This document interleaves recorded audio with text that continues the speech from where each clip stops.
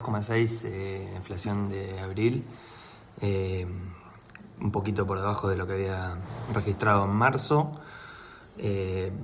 Mirando un poco los números a nivel, digamos, de los últimos 4 o 5 años, era una tendencia que se venía verificando. Marzo siempre era un poco más arriba por una cuestión estacional, así que eso en ese sentido no nos sorprendía. Tampoco nos sorprendió desde el punto de vista que veníamos midiendo inflación semanal, sobre todo en alimentos y bebidas, y venía bastante tranquilo.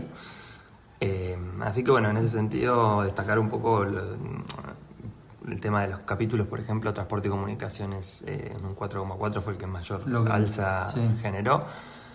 Un efecto arrastre importante lo que es combustible, y lubricante el mes pasado. Sí. Que y eso influye en el tema del transporte también, el tema del combustible. Efectivamente, ¿no? Claro. sí. Y bueno, eso por un lado, seguros, estacionamiento y otros servicios ligados también al automotor 3,1 y telefonía, internet y comunicaciones 2,7, esos fueron los más importantes del capítulo.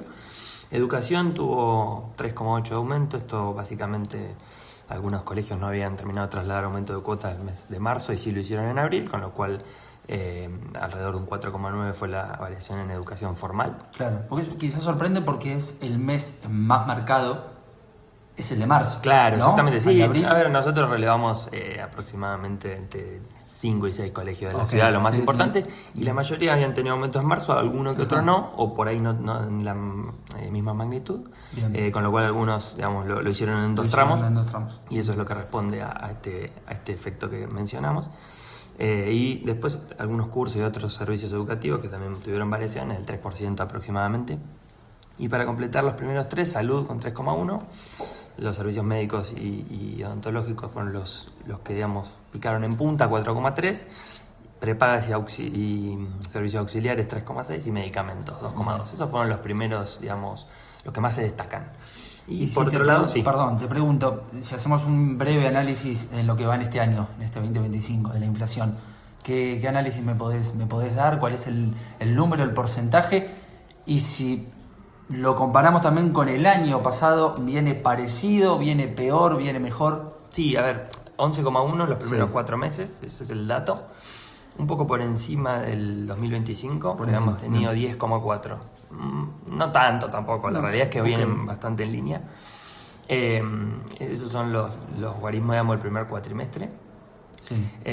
Y bueno, obviamente que, a ver, si miramos un año hacia atrás, mayo inclusive había sido inclusive más bajo que lo que fue abril. O sea que si llegáramos a repetir esa tendencia, veríamos un número un poco más bajo en lo que tiene que ver en mayo de este año. No lo sabemos porque recién arranca el mes. Sí, no podemos adelantar nada. Y no podemos, digamos, inventar datos, pero bueno, eso por ahí pensando en digamos, los últimos 12 meses que fue sucediendo. Y bueno, por ahí hacerte un comentario también respecto a alimentos y bebidas, ¿no? Que digamos, tuvo dato una muy importante y clave para cada uno de los habitantes. 1,7, lo cual, digamos, presenta una baja bastante fuerte respecto del mes anterior, que no había dado un 3 en esta oportunidad. ¿Ese sería el dato más importante? Yo creo que quizás para mencionar y para destacar. Este es el dato positivo. El dato no tan positivo es el de la inflación núcleo, que nuevamente dio alrededor del 3%. Ese es un dato que no es tan bueno. Pero volviendo a alimentos y bebidas, básicamente lo que tiene que ver con las carnes se mantuvo bastante estable. ¿Sí? Tanto carne vacuna como de pollo no aumentaron más que el 1 y 1,6%, para hacer números redondos, digamos, aproximados. Lo que sí aumentó bastante este mes fue lo que es carne de pescado, ¿sí? Tanto fresca como preparados, ¿sí? O conservas, por decirlo de alguna manera. Y sí aportaron, digamos, positivamente las frutas frescas, que tuvieron un descenso del 13,3, eso fue, digamos, como lo que traccionó hacia la baja también el capítulo de alimentos y bebidas. ¿Y tema bebidas? Y tema bebidas tenemos por un lado lo que es cervezas, ¿sí? Y por otro lado lo que es vinos, ¿sí? Pero no han tenido grandes variaciones, ¿sí? El vino 3,3 y la cerveza 1,9, lo que son los subgrupos, digamos. Después sí, variaciones por ahí de bebidas no alcohólicas, por ejemplo, soda de agua mineral, estoy viendo 7,9, jugos y refrescos 6,9, por ahí fueron los que más aumentaron dentro de ese grupo de bienes, ¿sí? Digamos, esas son las más destacables. Cortito, la última, Jero.